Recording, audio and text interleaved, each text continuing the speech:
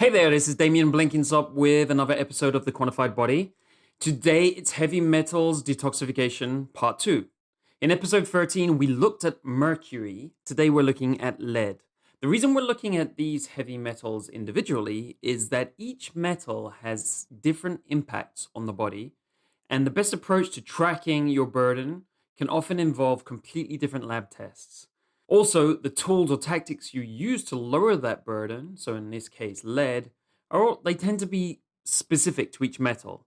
So for that reason, there are researchers and physicians who tend to be specialized in one metal or another. As we saw with Chris Shade, he's obviously just focused on mercury, and today's guest is more focused on lead. Having a high lead body burden can be a problem for several reasons. The first is that with children in particular, it can cause brain-related damage. With adults, the bigger issues tend to be more increases in heart disease risk and cancer. To dig into the topic of lead, how to track it and remove it from the body, we have Dr. Garry Gordon on the show. Dr. Gordon has been a practicing physician for over 55 years and is perhaps the best known in the field of chelation and detoxification of heavy metals. He is particularly well known for lead detoxification and the use of the chelator EDTA. As you'll hear in the show today, he's now 80 years old, and as you'll see, certainly is a really good example of the kinds of energy levels we should be aiming for in the later stages of life and vitality. He attributes this vitality and overcoming past health challenges in his younger years to his work in detoxification amongst other anti-aging treatments. To get the show notes with the summary details of the tracking and the tools and tactics covered in this episode, go to thequantifiedbody.net/episodes and pick this episode out. If you want to get the show notes from every episode in your email inbox, go to thequantifiedbody.net/newsletter, pop your email in there, and every time we put an episode up, you'll get the show notes. Done. The Quantified Body. New technologies are bringing us more and better data on our bodies every day. This data promises to help us make better decisions for better health, higher performance, less disease, and greater longevity. In The Quantified Body, we explore this promise to find out where it is creating real-world results, improving bodies, and improving lives. Welcome to The Quantified Body, Dr. Gordon. Thank you. It's a real pleasure to have you here. I've been following your work for a long time, indeed. Can we start off with, is lead a toxin? And if it is, why and how does it damage us? Well, the answer is yes. If you look at the periodic table, lead is able to fool the body into thinking it's supplying good things like zinc, and the net result is lead does not support the key metabolic steps that things like zinc do support, with the end result that lead, even in extremely minute quantities, is absolutely a negative effect on our health, and we are all loaded with a minimum of 1,000 to 2,000 times the level of lead in our bone that was present just 700 years ago. Have there been like biopsies or things like studies that have quantified the amount of lead in tissues or in bone? We have studies telling you every tissue from the back of your eye to your toenails to your hair. There's a part, everything has been tested and the level is known, and it's different from tissue to tissue. And of course, it will be different in people who have impaired ability to push toxins out, or people who have increased exposure because of a life where they work with lead paint, or they're a welder, or many other occupations that give people lead as part of their job. Great. So you just described a mechanism for how lead is a toxin. You were describing how the body believes that lead is zinc or one of the other metabolites, one of the other minerals that it uses in its functions in its cells. And when it does so, it's putting it into enzymes and different areas of the body, and those parts of our body stop functioning. Is that a correct way of looking at it? That's a very clear and succinct way, yes. Oh, great.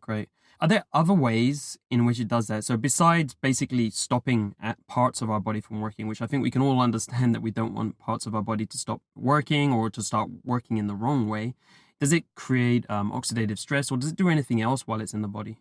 It has many mechanisms, by which it is doing the poisoning of our ability to use oxygen. It increases free radical related damage. It's a toxin on many levels. Great, thank you very much. So, what are the typical health conditions that you have linked through your work or you've seen in your experience that particular lead toxicity tends to lead to? Well, initially, we always thought of it as it related to damaging nerve function with neuropathy, numbness, tingling, impaired judgment, depression. But as time has gone on, we now can relate to its adverse effects on every tissue in our body, so that we know that it's causing stress on the heart, stress on the kidney, and across the board, there is no tissue in your body that is exempt from the adverse effects of lead. And it's hard for people to understand that you in your body store lead primarily in bones.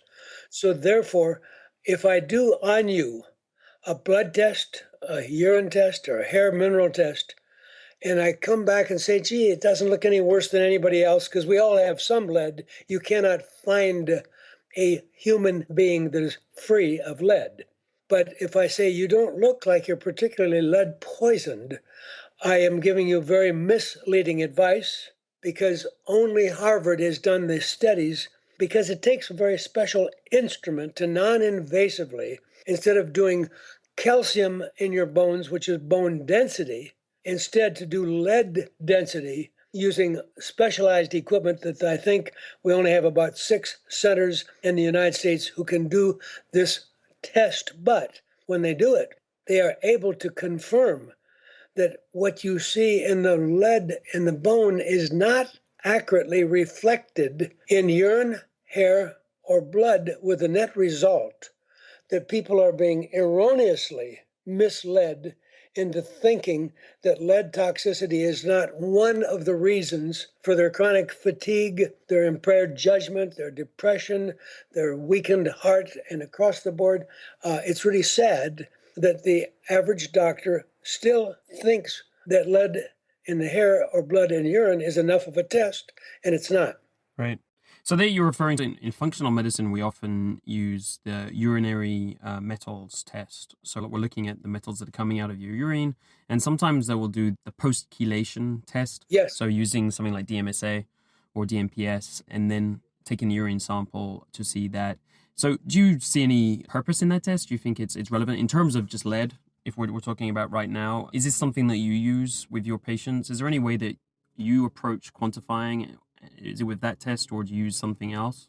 I was the co-developer of the laboratory called Mineral Lab, which we sold many years ago to Doctors Data. And I had offices in Europe and Asia and across America, from the east to the west coast. So I love tests, because without tests, the patient has no way of knowing what's going on, nor does the doctor. My only problem is that there's always a limitation into how accurate tests are. So a provoked urine test by chelation has served in fantastic way to help millions of people, because a provoked specimen wakes you up to the mobilizable lead in the patient's body, and that number will help motivate the patient and, when necessary, the patient's employer into doing the needed health care. I'm looking now at a different dimension, since I will be 80 years of age very shortly. I'm looking more at the effect on longevity and the subtle effects that are not readily appreciable unless you take the time to read the published data, which is published in journals like the Journal of the AMA, but that doesn't mean anybody reads it. Right, right. So in terms of, I mean, we're very interested in longevity on the quantified body. So I'd be interested in terms of your own, I don't know if you do this, if you do your own post-chelation urine, is yours very low levels of lead, for example, or do you still have some of that? And I understand that, you know, obviously you're looking at body reserves as well when you're talking about in the bone, for instance, for your longevity. So, in answer to that, first of all, on my own tests, because I was born sick, I just happened to have reviewed my medical records from many years ago from the Mayo Clinic, because I have spent many years being extremely ill. And so, in medical school, because I could not go up a flight of steps without going into early heart failure. In my earlier training in school, I was forbidden from being in active sports because my heart was quite obviously not up to any insignificant activity. So my level of lead, mercury, and cadmium has been a lifetime challenge because I understand that it takes 15 years for bones to remodel. And therefore, I tell everybody that since you can do the data before the industrial age, which roughly starts 700 years ago, the level of lead widely published in skeletal remains is extremely low until we start doing the mining and disturbing the Earth's crust. And that's when we bring the lead into our water, food, and air. Now, in terms of what's optimal treatment for a patient, if you look at the published data that shows that right out of Harvard that the level of lead in your bone accurately predicts when you go blind with your cataracts, and that the higher the level of lead in your bone leads to 6 times increased heart attack rate. So the problem is we can't suddenly have a large number of these expensive instruments available, and it wouldn't change things very much because there aren't any people that aren't born with lead, mercury, etc., because it's widely documented that your body as a baby is rapidly growing and in a sense serves as a wastebasket for the mother's body. So it's now widely known, if you look at the 10 American study, where they took 10 Americans at random and looked at DDT and PCB and diox and polybrominated diphenyl ether. And when you look at published data, in general, you can be certain that whatever level you found of a heavy metal in the mother will be at least twice that in the child. And so therefore, it becomes interesting to know what was the mother's occupation. And when we realized how much lead paint we were using at one point, the causes of where we get all these heavy metals are sometimes obscure. And in addition to that, you have quite different capabilities on a genetic level for some people to clear the heavy metals they may be born with or work with much more effectively. Their diet, of course, has tremendous influence.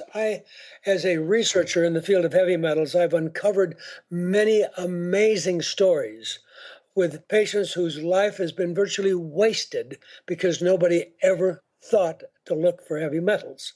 And I could take an example of a young girl about 15 years of age that happened to be in a study that I was doing on behalf of the university in Canada. They wanted to determine to what extent shell oil was poisoning people downwind when they were taking the sour gas and turning it into sweet gas with tremendous levels of the toxic metals being released into the air. As a result of our laboratory being given the contract to do that study, this young lady had cadmium level in her hair that was off the scale. She was not my patient, but it became my ethical obligation to chase it down. She turned out to be in McGill, and they were about ready to treat her for some rare form of malignancy that they couldn't identify, and they were sure they were going to start chemo. And I told them if they started chemo, she would be dead instantly, and that her death would be on their head, and so they backed off.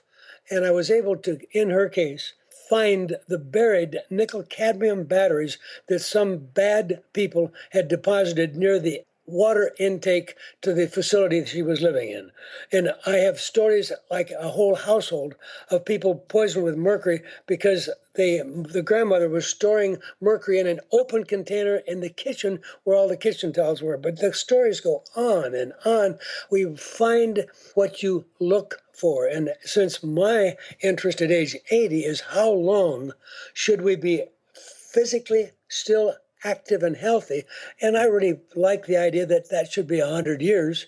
And I would therefore like to help people understand that since you cannot suck all the lead out of your bone, the bone is going to take 15 years to remodel.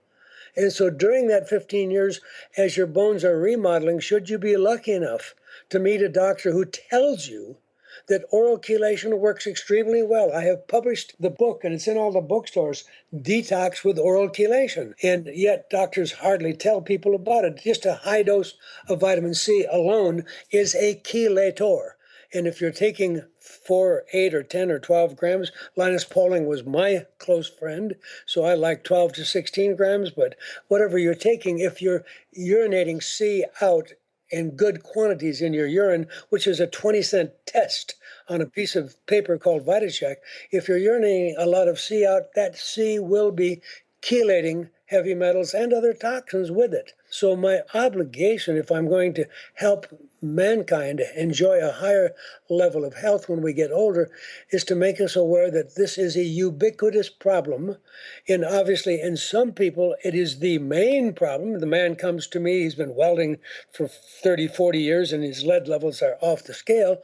Those are pretty open and shut, but it's really amazing how in one case, I uncovered a smelting function in Sacramento. They had about 30 or 40 employees. Many had been in the hospital repeatedly, many times at Kaiser and other hospitals in Sacramento. And they would be sick for 2, 3 weeks. They'd be treated and sent home. No one ever made the diagnosis. And when I did, by coincidence, my nurse, her husband was one of those employees, and I said, well, bring his hair in. And then I got in, it was off the scale. I did a few other people. But what was interesting is that Barney Kawada, who was the guy who doing the most work with the molten lead, was Japanese, and he never gave up his early Japanese diet. And he had one of the lowest levels of lead out of the entire employees, whereas one of the secretaries working at the computer in the distant office, living on sugar and sweet rolls and coffee, had one of the highest levels. So it's really interesting, the influence of diet and genetics on how well you handle these heavy metals. But it's an important part of, I think, of anti-aging or any kind of medicine to make people aware that, yes, it may be the main problem that you've come to me with. And when we look at the amount of mercury in many people's mouths, when you just open their mouth, it's pretty clear that they have a toxic time bomb in their mouth. And at the same time, some people handle it better than other people. But across the board, no one is escaping without a negative effect on their body. But we have to settle for the fact that all tests have their limitations, and it makes it easy because people are going to have to spend their own money doing this detoxification. And therefore, they're entitled to have the best data we can give them. How full was your tank when you came to me, and how effective was I at getting your tank empty of lead or mercury or something? And what's so sad about all that is that, very simply put, we can show you that if I take that welder and I have him get 100 chelation, and at the end of 100 IV chelation, he's excreting almost no lead. What is amazing is I knew that I didn't want to put him back to welding. And so he was with a big company, so we put him in an air-conditioned office to do paper shuffling. But at the end of 6 months, I brought him back and did another provoked chelation test. And this time, after receiving over 100 chelation, and tell me how fantastically good he felt. He was a brand new man. But at the end of 6 months with that provoked specimen, it was 90% as bad as it was before I gave him 100 chelation. And this is what's so sad. I am having trouble getting people to understand that just because you've chelated somebody and they feel fantastic and the lead levels they treated are low, you have not solved the problem. So this is because, as I understand it, as the bones remodel, the lead is coming out into the blood again, and then you see the visible levels, and it comes out of the urine as it's getting chelated again. So, as you were saying, it takes 15 years for that to happen. So, basically, as I understand it, you're saying that we have to be chelating every day, or like with IV at once a week, or whatever the regime is, constantly, because it's going to constantly be refilling your bloodstream as time goes on. Exactly. And the thing is, we have to make clear is that I took the time to put 507 published references from doctors in industrial medicine who work with lead workers, who had absolutely published the data that oral EDTA will bring lead levels down, even if you're working with lead daily, to safe levels for most workers. Again, my website, 507 published papers. Oral works, and yet 99% of doctors tell patients that it will not work when it's so misleading. If you tell people that it's something they can do orally, and if technically vitamin C and EDTA are almost the same price range, so why make a big deal out of it if EDTA was shown by Johann Björksten back in Madison, Wisconsin, where I'm born and raised, and he's a world expert on cross-linkages. He showed that multicellular organisms called rotifers dipped in EDTA every day live a minimum of 50% longer than any rotifers not so treated. So the message is loud and clear. In my mind, no one today is achieving the health span they might have achieved because we are ignoring this obvious problem. So for listeners at home, what is EDTA and what does it do? Ethylene diamine tetraacetic acid. I kind of make a joke out of it because acetic acid is another way of saying vinegar. So I tell people I'm your handy dandy grocer. But the facts are that EDTA has been used by companies like Chick-fil-A to keep the coleslaw fresh. It's part of our diet. They buy it by the railroad carload. And so people hearing that it's a synthetic molecule, you could call it a synthetic man-made amino acid. Some people are going to run away from it, and that's their prerogative. And we can do good chelation with garlic and vitamin C, and there are many natural chelators out there. It's only that EDTA happens to have a really high affinity and is so specific in lead. It is not that specific with mercury.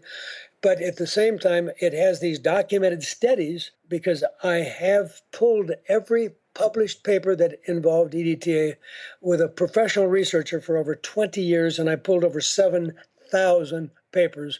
So I know a great deal about EDTA, and I really wish that we could have people look at it as being not any different than taking vitamin C, ascorbic acid, acetic acid. The point is that EDTA is doing things that can help forgive what we have done to our planet when, out of necessity, we started mining.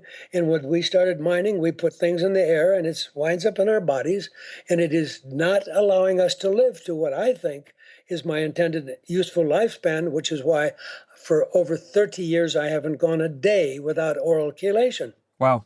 So when you're talking about EDTA, is this something that you're taking like twice a day? What kind of dose of EDTA are you taking daily? And can you explain what it's actually doing? Is it binding specifically to lead or is it binding to other things? And is there any safety concerns in terms of it binding to other things, say minerals that we do need?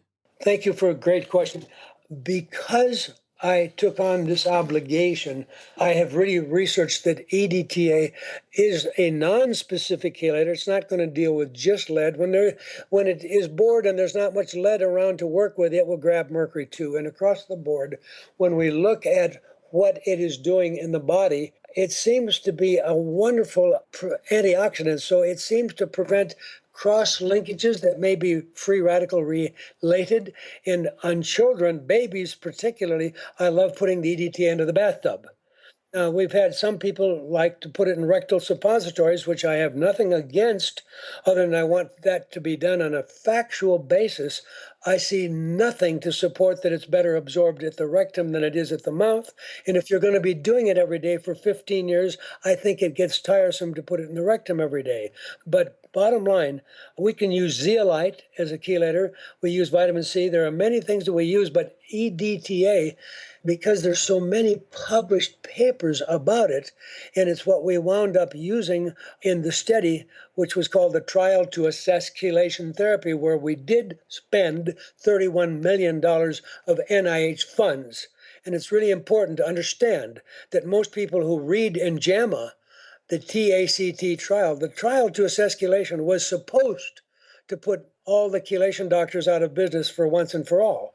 And it was a really shocking thing when it came back that it was in fact safe and effective, but they have done everything they can to keep how safe it was from the general public. And we have now taken the time to get the raw data and find that, in fact, there's a 51% reduction in death in diabetics. And the data is so persuasive that we have had another visit. Gervasio Lamas, the head of the Miami Heart Institute, is taking on the burden of raising another 30 or 40 million to do another study, because the data is that substantial that even the FDA says, if you do one more study, we will approve this as a treatment for diabetics. Wow. This study was specifically done on EDTA, or is it on other chelators? Let's make it very clear. The trial to assess chelation therapy was based on the protocol that I wrote. It was I, Garry Gordon, that took it on myself to write the protocol that over 10 million people have followed safely without a single reported fatality ever using my protocol. And besides the diabetes benefit you just remarked, were there other benefits that were discovered? Every possible benefit, from lowering hypertension to getting feet warmer to stopping intermittent claudication, improving blood flow to the brain, memory. I mean, anything that's tied to blood flow, because think of it, the cheapest test you might do would be a calcium measurement of the patient's coronary arteries. And if we can just realize that at age 60, we have 140 times more calcium in our vascular tissues than we did at age 20. And so we gradually turn to stone. So there's good reason to tie the entire aging process. In fact, I tell people that as an anti-aging doctor, I focused first on a simple motto.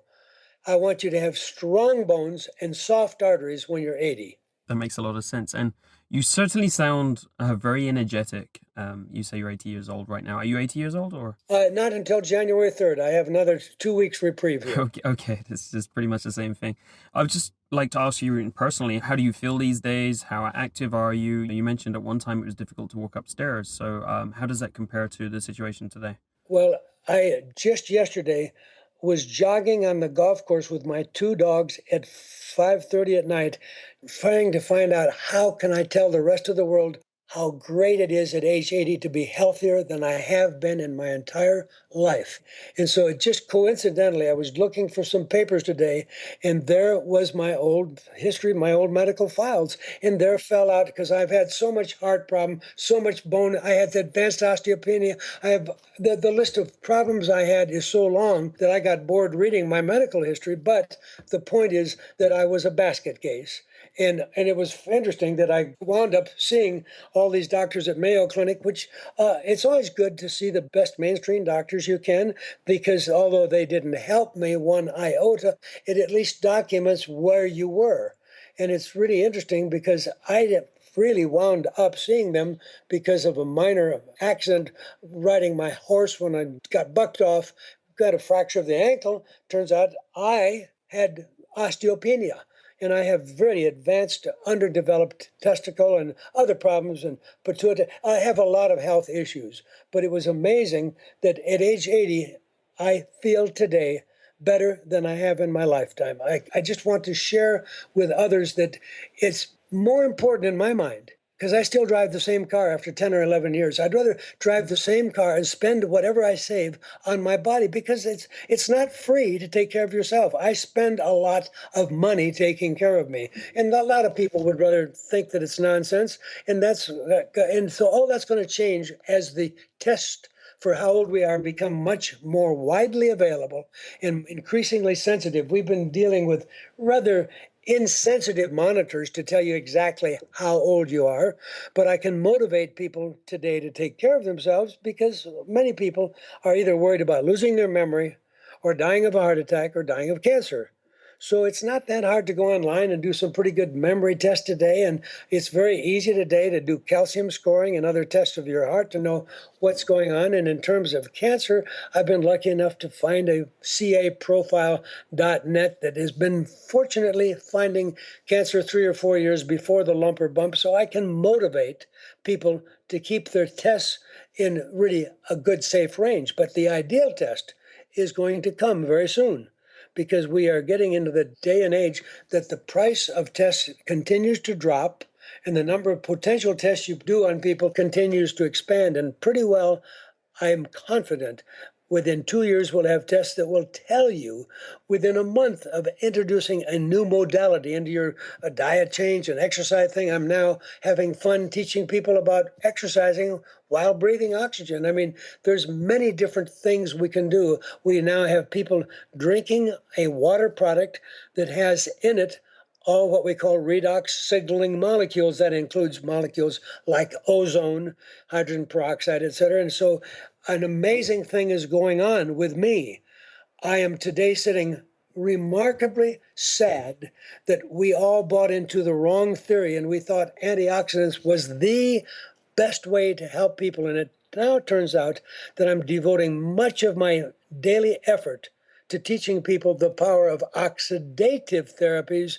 And ozone, of course, is kind of expensive at the high end, but drinking ASEA water and taking things like silver that is a catalyst to oxidation and breathing oxygen while I exercise would all obviously be oxidative. And if I happen to add some time in a far infrared sauna, you begin to get the feeling that I'm really teaching people today that although antioxidants have their definite place, we must have balance in what we teach. So I'm really on a vendetta to change the overemphasis today that everybody thinks the whole answer is antioxidant, because without oxidation, you will not get the signal for your intracellular switch to turn on the production of glutathione. Let's make that simple. ASEA water is available, proven safe. The FDA says it's totally non-toxic, yet it increases intracellular glutathione production by 500%, which is a cheap way of my helping people have something, because glutathione is another nice way to help deal with the heavy metals and other challenges that our body is doing. And it's so documented that the Olympic Committee had to meet to decide that it's not illegal doping, because this water so enhances oxygen utilization that athletes are beating their own record, but it's all totally legal. It's nothing but water, salt water, that's gone through a process so that the what we call redox signaling molecules like ozone, which most people aren't very familiar with, but they're going to have to become familiar with, because it's only with things like silver and ozone and using high dose C that I can deal with Ebola and hepatitis C and other threats that people are beginning to recognize. Wow. Could you, that reference was CO water? ASEA. It's really an astonishing. I thought that this was nonsense, and I was a hard one to convert over. But when I finally met Gary Samuelson, who's a medical nuclear physicist from BYU, and understood what he did with the salt water, because I have known, I've been with Robert Rowan, he and I brought International Oxidative Medicine Association to the world after I'd formed ACAM some 40 years ago, the American College for Advancement in Medicine, to teach chelation. Now I'm teaching oxidative medicine, but we have this problem that people don't know anything about ozone yet. If you take anybody that's got hep C or we're getting dramatic results on terminal cancer patients because we help the body overcome challenges by having available safe redox signaling molecules like ozone that cause the body to turn on amazing switches. So all of a sudden you're making 500% more intracellular glutathione. So glutathione is, everybody appreciates. We've seen Dr. David Perlmutter, if you go on the internet, he has an advanced patient with Parkinson who's been with a walker for 6-7 years. He cannot say anything understandable and he can't walk. He puts the glutathione in the patient's vein. 10 minutes later, he walks perfectly up and down without the walker and he speaks perfectly clear. So glutathione is a pretty good thing. So I'm just teaching people that we have it all wrong, that only when the body sees a safe signal, like a controlled, stable ozone or a stable peroxide, is the body able to say, oh, I think I better turn on my own intracellular production of things like SOD, catalase, and glutathione. So it's pretty exciting with the field of medicine. I'm quite confident that we will be doing a lot of my life adding things like pulsed electromagnetic field and the use of far infrared saunas and the whole idea of breathing oxygen when you're exercising. I mean, I am having so much fun. I can hear that. I was just about to say, it sounds like you're having a lot of fun with all of these new therapies. If you told me 10 years ago that when I reached 80, I was going to be in the peak of my health, I would have said that you must really be nuts. So you mentioned so many different things. I want to clarify a few things. First of all, you mentioned infrared sauna. So this is one modality people use to detoxify by sweating the toxins out through their skin. Is this the reason you're using it for? Are you using it for specific toxins, or why are you using infrared specifically? The answer to that is that your skin is a great, huge organ, perhaps largest organ, unless you want to argue the endothelium is slightly larger. The skin is the major way your body handles certain toxins. We have documented that we've had people that were disabled by chemical exposures to the point that their brain had been fried. They didn't know their family's name. They were on total lifetime disability, and we brought them back totally, taking sometimes 8 to 10 hours a day for 1, 2, or 3 months of sweating in a far infrared sauna with them coming in and going out and using certain nutritional things. I can do it far faster today when I add the rest of my knowledge about oxidative medicine, but the principle is there. When you can take, and the Attorney General State of Utah had so many officers that were poisoned when they raided angel dust operations and lost their memory and were on permanent disability, so that he's so happy because he doesn't have to pay disability the rest of their lifetime because they're back to full functioning. But in one case, it took 90 days of supervised far infrared sauna and a total treatment program. I, of course, was a homeopathic background and nutritional background with a pulsed electromagnetic field, and the other things I'm telling you about could get that same result in certainly less than 30 days. Okay. So will infrared sauna chelate, or it's not chelation, but detoxify across the board of toxins, or is this specific to it? Yes, the guy who really wrote the book about it is a founder of the Church of Scientology, L. Ron Hubbard. And so some people call it the Hubbard tank therapy. And we used it after the 9/11 disaster. And we were able to get some of those workers that had not protected themselves, that were so filled with chemicals, they were facing death. So we have a lot of experience with this, but I reluctantly give the knowledge to him. But since he was the founder of a pseudo-religion, there's a lot of people who have not thought to improve his initial protocol, but it was involving constant use of some niacin, so your skin was always getting a lot of extra circulation, so you had more blood getting to the skin and other nutrient ideas. And there's a lot of refinements in this whole concept available today. I have 4,300 doctors I talk to daily in my forum on anti-aging and chelation therapy, and I've spelled out a lot more detail in that, which is free of charge to any health professional, and we're in 68 countries. Great. And I certainly want to put links to a lot of the things you mentioned, like the chelation study you mentioned, your protocol, this email list. Will be interesting to many people. Now, just to go through some of the other things you mentioned, I think going back, first of all, to the lead, and you mentioned that there's only one way to establish if you have a high level of lead in your bones. Is that through some X-ray mechanism? I'm guessing this is only used in studies and it's not really available for the general population or patients. That's the unfortunate fact. It's only available at research level, but the papers are so solid. You just go to any computer and you put in bone, lead, and health. Johns Hopkins also has one of these devices. And so there's nothing to argue about. It is so clearly well established. And there's the simple fact, you have to understand that National Geographic first did the first issue on chemicals within us. And they said, open and shut, the way the mother gets rid of lead is just to have more babies, because that's where the lead is leaving her body and going into the babies. And so when we realized that the babies they're talking about, when you go to Mount Sinai School of Medicine, Dr. Philip Landigan, he's the head of the Department of Pediatrics. He runs the research laboratory for measuring all the toxins in your blood. They charge, when you send them 20 tubes of blood, $4,900. But he says, why keep sending me blood? No one has ever been able to pass the test. The human population is loaded with polybrominated diphenyl ether. That's the flame retardant that HBO pointed out in this past year was complete fraud. It actually makes the house burn faster. It does not protect, but we've sprayed it on every mattress, on every pajama, and on every airplane seat cover, so every human is filled with PBDE. And there is an interesting corollary. Since we've been doing the PBDE, I got out of medical school only some 56 years ago. And at that time, the average sperm count was 140 million.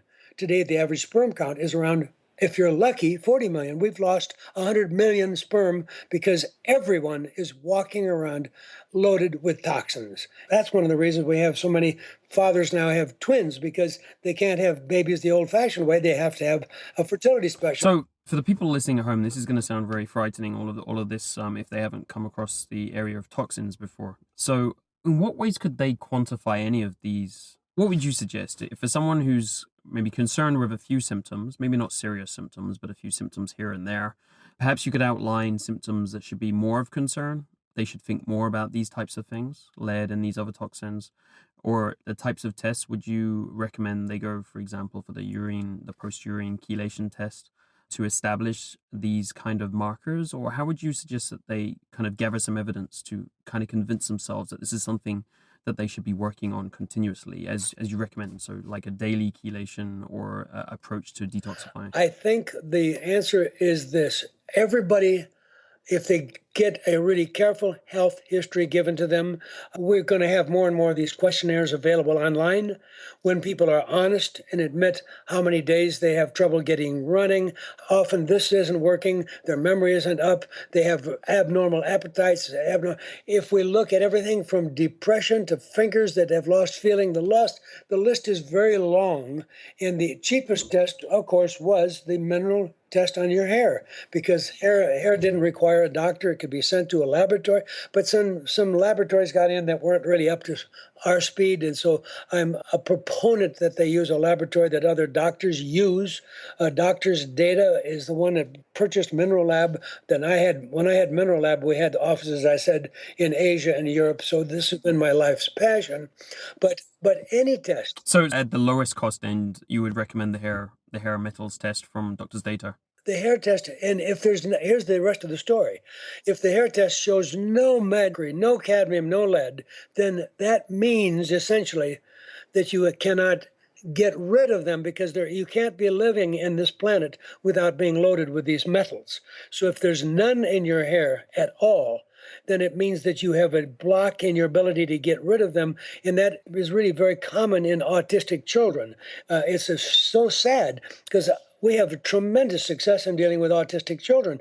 But if the poor doctor doesn't know that the hair test will not reveal the lead and mercury if there's a blockage in the body's ability to excrete heavy metals, because hair is nothing other than an excretion, just like urine is an excretion. And so if they don't see it, then they think that they said, oh, well, then it must be something else in the way you feed your child. It's got to be something else, because always you cannot escape the heavy metals. And I repeat, if you're the director of the most advanced toxicology lab available to doctors at Mount Sinai School of Medicine, Dr. Philip Landigan, his question is, why would you keep sending me anybody's blood specimens? Because it's not paid for by your insurance.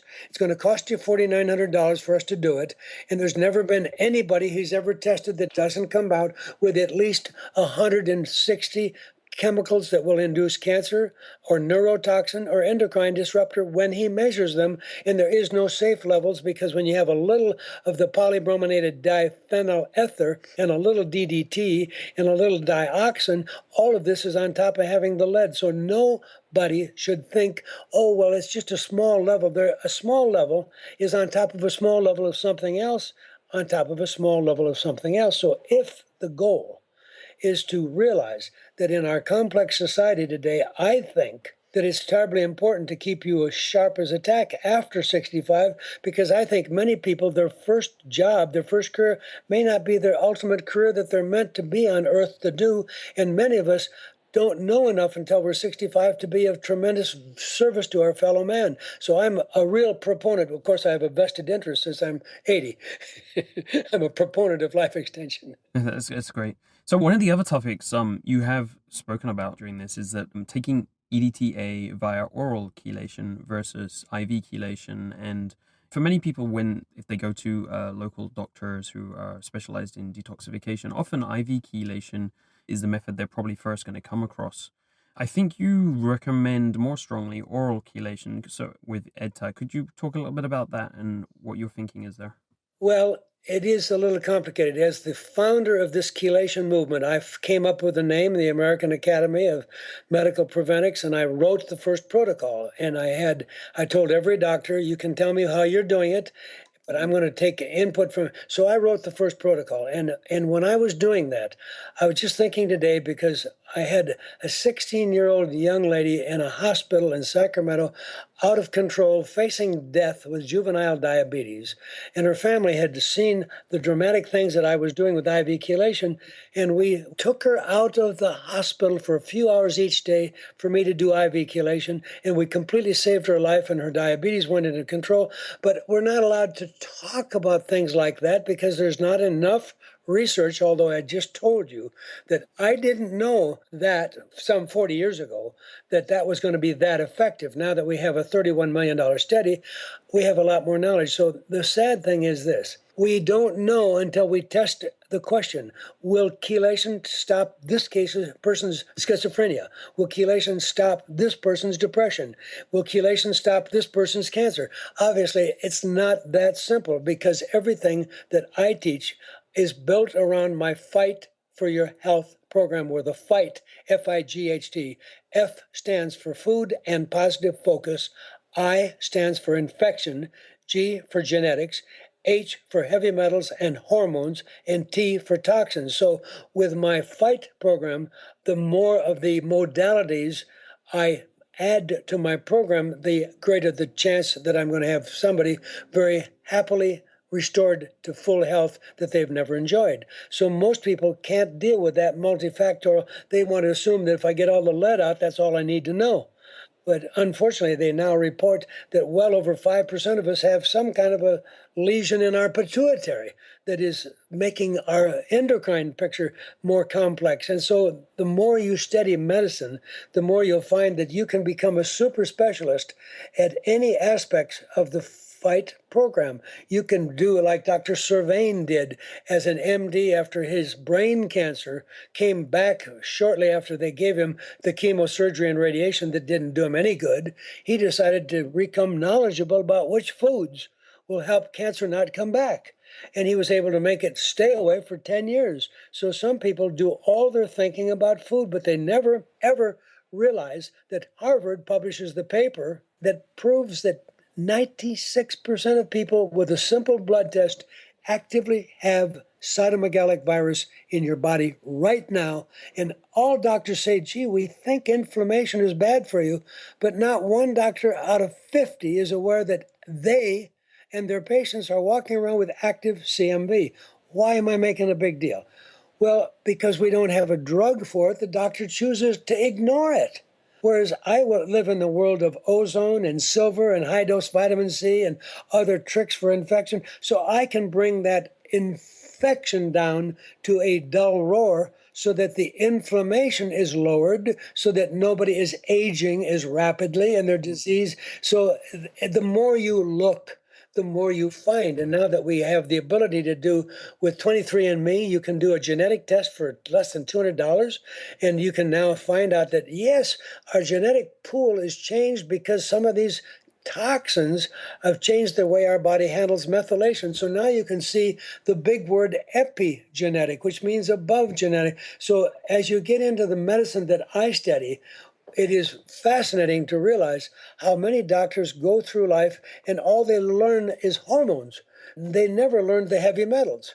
They've never tested for toxin. If you told them PBDE is in every one of your patients at astronomical levels, they would ask you, what is PBDE?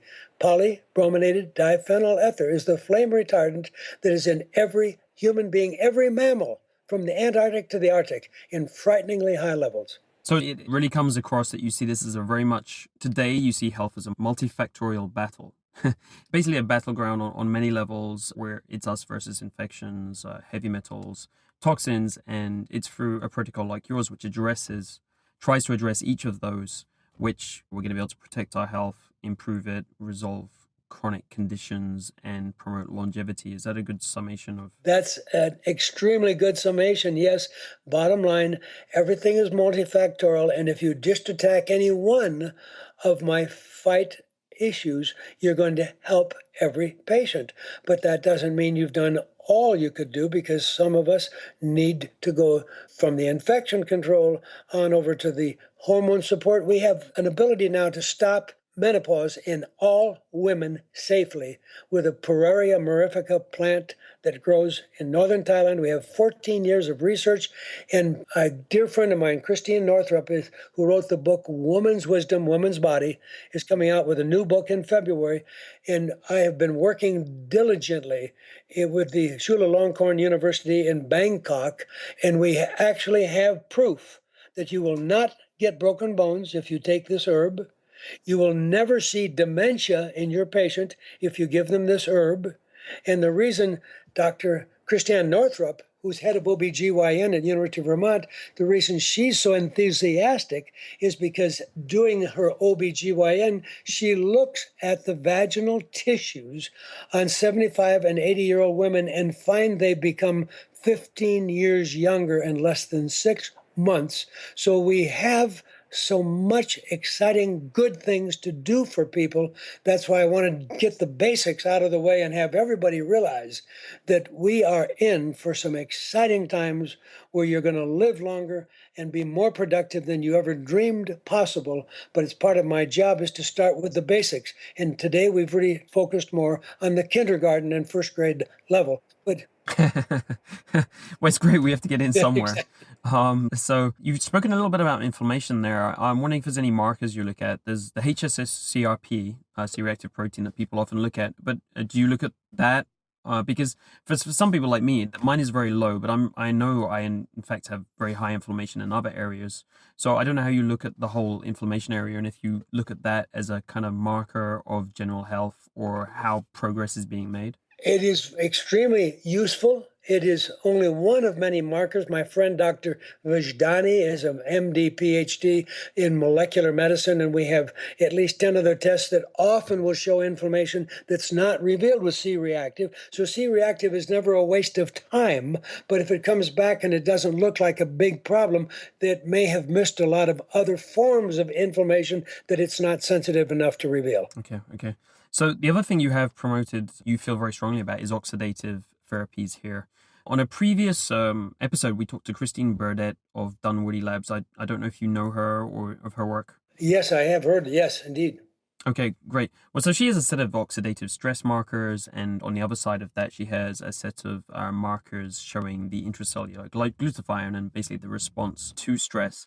Have you looked into any of those kind of markers when you're using these oxidative therapies to understand, are there areas where it makes sense and it doesn't make sense? Let me be a bit more clear. So for example, for a patient with chronic health issues who goes in and has these labs and has very high oxidative stress across the board, or perhaps maybe an athlete or someone else who's putting their body through a lot of stress, they have quite high oxidative stress levels recorded in these markers across their body. Is adding an oxidative therapy like ozone therapy or some of the others you mentioned earlier potentially going to push them over the edge? And so is there potentially a balance that has to be made between oxidative versus anti-oxidative?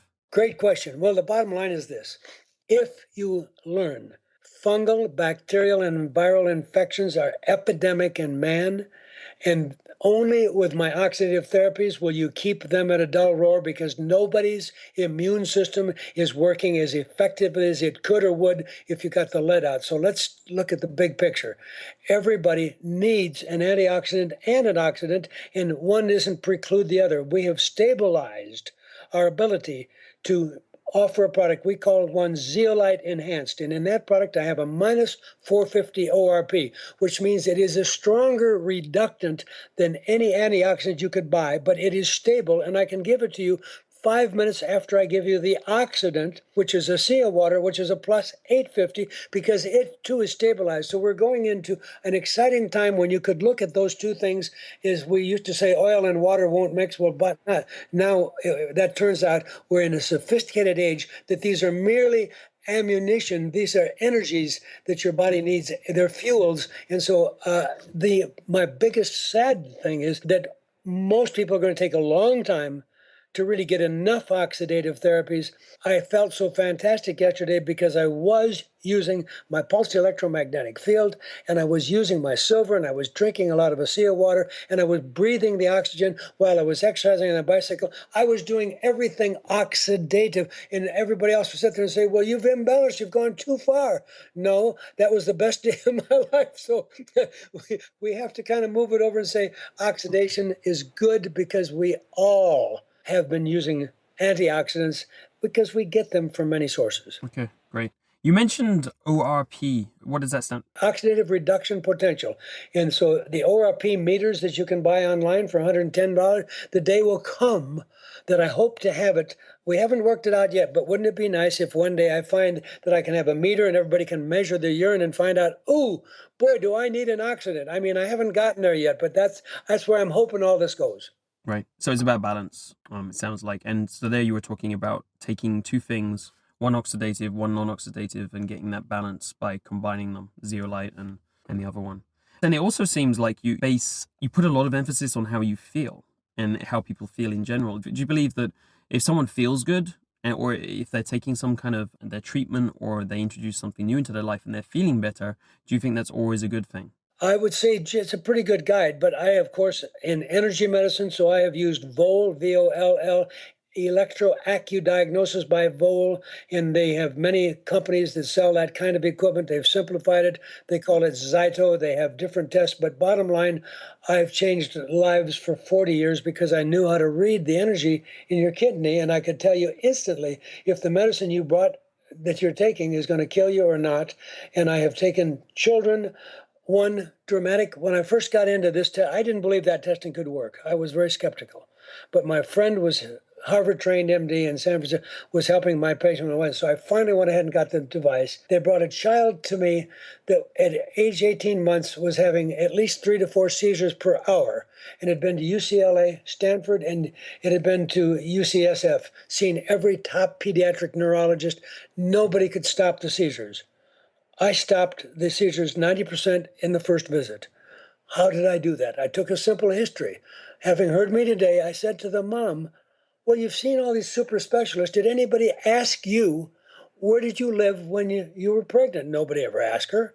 She said, I lived at home with my folks. I said, well, what do they do? They're almond farmers. I said, go home and get the spray they use on the almonds. She brought the spray in just a small, tiny container. I checked it energetically on the child's nerve point.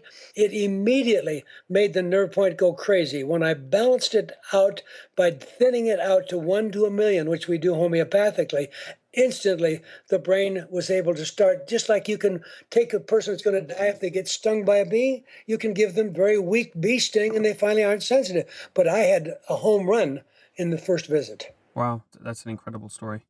Well, Dr. Garry Gordon, thank you so much for all this information. It's kind of pretty overwhelming, I have to say, because you've obviously had a long career and you've added a lot of different practices over time.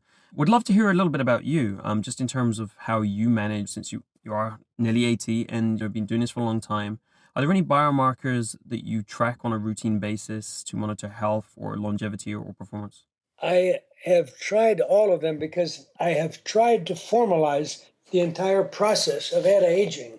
And so a good friend of mine wrote a book called Biological Aging Measurements 20 years ago, Ward Dean, and the game is going to change dramatically. So I don't want to burden your listeners because the cost of tests is dropping rapidly and we're getting better biomarkers. The ones we've been using have all been useful, but it's going to change overnight.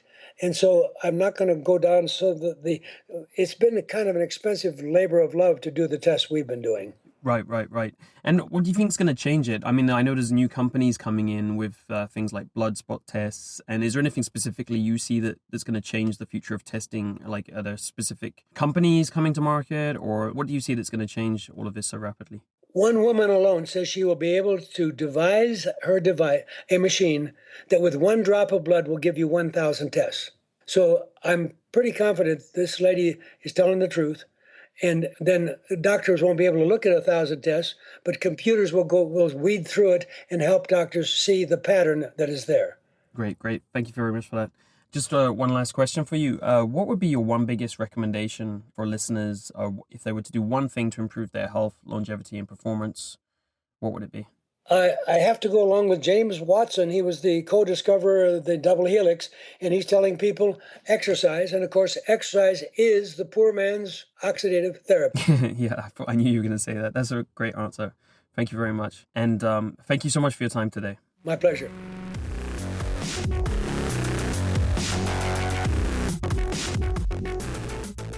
Hope you enjoyed today's interview. If you're concerned about lead and other heavy metals, here's my experience so far as an example to make this a little bit more practical. You can download my latest heavy metal tests from the show notes for today's episode. There are two reports.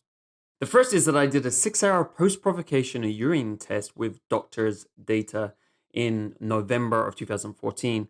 I used DMSA, D-mercaptosuccinic acid, as the chelating provoker agent for that. Lead was one of the free metals to come up higher on my test. My levels were at 4 micrograms per gram of creatinine, with their reference range being to target less than 2 micrograms per gram of creatinine. So for the more visual of you guys, it's in the yellow zone, there's a red zone, a green zone, you kind of get the picture. My other two metals in the yellow zone are arsenic and thallium. Now, arsenic most likely came primarily from my high consumption of chicken and rice for many years while living in China and Asia in general. The thallium, based on the studies I've read, it's a bit more unusual, but it very likely came from food contamination I was exposed to while living in Chengdu, West China, where the pollution has been documented. So specifically, thallium problems have been documented there. The second test I did was Quicksilver Scientific's mercury speciation test, which requires whole blood, hair, and urine samples. We looked at that test in episode 13 with Chris Shade, so you can go check that out if you want more details on it. He's the guy behind Quicksilver Scientific. My mercury came back slightly elevated compared to the Quicksilver average, so I was between the 50% and 75 percentile. It also shows my natural excretion ability, so my body's ability to detoxify from the mercury, was slightly depressed. It wasn't a big deal, it wasn't really bad, but it was just slightly more depressed than usual, so it's something I can work on. The test did come back pretty much as I expected though, as I've been working on the mercury for a while, and so I didn't expect it to be super high. As you heard in episode 13, I've been doing biological dentistry and other things to lower my mercury levels. The Quicksilver test provides a lot more detail than the doctor's data's test. A couple of other things I learned about these tests along the road is I've run the doctor's data's urine toxic metal tests while living in different places around the world over the years, as far off as Thailand. So it's a test that is easily accessible if you're outside the US, which can't be said for all tests. You know, some tests are really complicated to get done if you're not in the US or maybe Canada. Due to the blood, Quicksilver is a little more tricky, but most of the time you can just find a phlebotomy service or a local lab that will help you with that part of it, and then you just ship it off to the States. If you plan to do your own tests, avoid obvious heavy metal contamination the week or so before it so that you don't bias your results. You don't want to think that you have more metals than you actually do because you've just taken in some. So cutting out things like rice and chicken for that period because these generally have some level of arsenic contamination. And then, of course, for mercury, the fish, in particular big fish like tuna and swordfish, which have high mercury levels. So what have I been doing to lower these heavy metals? Well, I've been working off and on detoxifying these for about just over 2 years now with different chelators. Currently, I'm taking modified citrus pectin with alginate in a product called Pectaclear. So this is the main chelator. The reason I'm taking this one is because it doesn't interfere with other minerals as much as some of the other chelators. So the idea is that it provokes less detoxification symptoms because it's a more specific binder or chelator to the target heavy metals, in this case, lead, for example. So it avoids creating mineral deficiencies by binding to, say, calcium, zinc, or copper. A comment I would make on this particular product, Pectaclear, and modified citrus pectin in general is that there aren't a lot of studies on it. And the studies that have been done are mostly from the owner of the Pectaclear products. There's a little bit of conflict there. However, the functional medicine physician I'm working with recommended this to minimize my symptoms So I'm trying it out as an experiment. I have gone through some symptoms such as fatigue and headaches in the past, so I wanted to avoid those. I'm also using some of Chris Shade's products, which we discussed in episode 13. So I'm using Quicksilver Scientific's IMD Intestinal Cleanse, which binds specifically to mercury, and the Clearway cofactors. They provide detoxification support, basically, to help your natural detoxification system. That also includes his glutathione, vitamin C, and alpha lipoic acid supports discussed with him in the episode. I'm looking at this as a long and slow process and not pushing it aggressively to avoid the side effects as much as possible. So personally, from my experience, if I push it harder and taking larger doses, I get fatigue and headaches generally. So I want to avoid those because I like being productive during the day. Previously, I've done runs of EDTA, which is a chelator Dr. Garry Gordon was talking about today in today's interview, and for which there is a lot of past research supporting its use, right? So that's got a lot of studies behind it if you want to go with the more standard option. On an ongoing basis over the last few years, I've also been taking standard like alpha lipoic acid, not the liposomal form from Chris Shade, and selenium in the form of say-methyl L-selenocysteine. Selenium binds quite well to mercury, so that's the reason for that. Alpha lipoic acid is a chelator, and selenium has a protective effect because it binds to the mercury. In fact, selenium is an ingredient of Quicksilver's Clearway cofactors I just mentioned, in the form of selenomethionine. The forms of selenium do make a difference, so you kind of have to watch out for those. Make sure you're taking the right ones. Some of them can be a bit toxic, especially if you're taking it in higher doses, and you don't want to take it in too high dose, like 200 micrograms per day is a standard. I've also done a run of Prussian blue recently, which specifically chelates thallium, which is my kind of like a bit unusual metal, which I'm carrying there. And the drug name for that, because it's FDA regulated, is radiogardase. And it's often used for radioactive cesium and radioactive thallium also, just so that's why it has that name. That's where I'm at. At this point, I'll probably get retested once every 6 months to confirm that the chelators I'm using are effective and everything's going smoothly and steadily detoxifying myself. I'd love to hear about your efforts to lower your burden if you've been working on it also, whether it be mercury, lead, or any of the others, arsenic, and so on. Especially if you've tracked your progress or you have some test results already. Let me know in the show comments or just hit me up on email. I reply to everything. Detoxification is going to be something we come back to quite often because it's one of the ways we can increase our performance by lowering our burden of these toxins. Some of the ones we haven't looked at all are like some other metals, but also there's a wide variety of chemicals and other types of toxins like that, like pesticides and so on that can affect us. So we'll be looking at those in some future interviews that I've already pre-recorded and are coming up soon. To get more of The Quantified Body, subscribe on iTunes or go to the website thequantifiedbody.net. That's thequantifiedbody.net. You can also follow us on Twitter and Facebook. On Twitter, we are at twitter.com/quantifiedbody. And on Facebook, we are at facebook.com/quantifiedbodypodcast. If you've got feedback or requests for the show, you can email them to me at damien@thequantifiedbody.net. That's DAMIEN @thequantifiedbody.net. Thanks for joining the show this week. See you next time.